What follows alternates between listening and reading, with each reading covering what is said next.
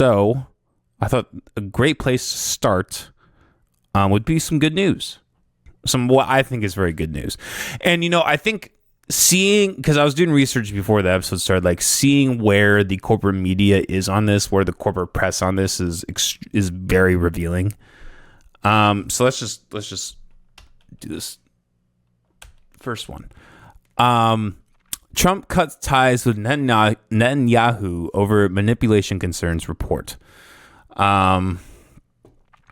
has decided to cut off direct contact with Israeli Prime Minister Benjamin Netanyahu. Somebody said, what was it? Yanir Kozin said in a post on his X account that Trump made a decision about after close associates told Israeli Strategic Affairs Minister Ron Dermer that the president believes that Netanyahu is manipulating him. Yeah, no shit. That's basically it. Just saying that he feels manipulated, which is yeah, dude. That's how it's been. So this happened, and we might as well just read this really quick too. This happened literally around the same time. So, Trump says the Houthis don't want to fight anymore. U.S. will stop bombings. Okay, let's just read this first. President Donald Trump announced Tuesday that Houthi rebel forces in Yemen had signaled to the United States that they don't want to fight anymore.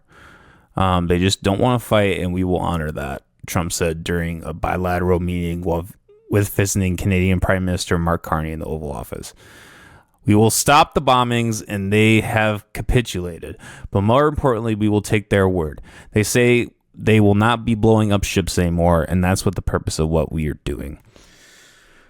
Okay, so I guess off the top with that last part, like there is kind of a hypocrisy in there, or maybe not even a hypocrisy, like kind of a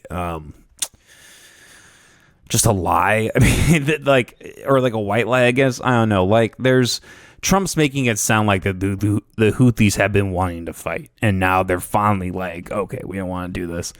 I'm not necessarily like an expert or any means on, I'm not an expert in any means or by any means on the Yemen or Houthi stuff, but it would not surprise me if this is how they have felt, since at least Obama.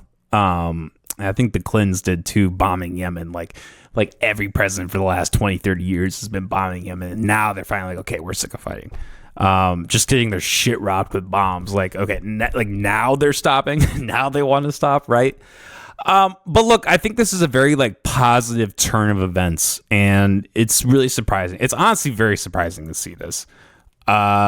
Seeing as Trump was so pro-Israel, so he was always talking about how he just need to go in and get it done, right? Like just his classic Trump manner, just saying things at a fifth grade reading level, right? But I think him realizing the negative effects of Netanyahu, the dangers of Netanyahu, the problematic nature of Netanyahu, I don't think it's a secret unless you're part of this corporate apparatus or brainwashed. I don't think it's a secret that Israel has been a huge influence in American politics. Now, there's definitely something to be said. Will this actually remain to be the case? Who knows? I wouldn't surprise me if next week he turned around and said okay, we're back on board with Israel. But this is at least a good sign, I think.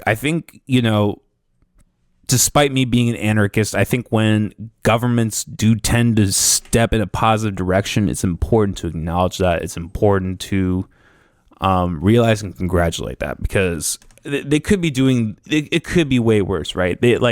Trump could just be, going in to Gaza with tanks or what. We could ourselves be in there bombing Gaza, right? That is a possibility. But the fact that we're not doing that, and not even that, but we have been giving money to them. I'm not saying that we're completely clean in that, but the scenario could always be worse, right? So the fact that these steps are being taken by Trump, by the Trump administration, is very hopeful. I think it's just giving it's given me a sense of relief. I'm sure it's given a lot of other people a sense of relief. I mean, I do think there's a cautionary tale of like, don't let your naivety get in the way of the possibility that, these are still powerful governments and they can turn on a dime if the incentives goes in their favor, right? But this is just to see this happening, I think is very positive.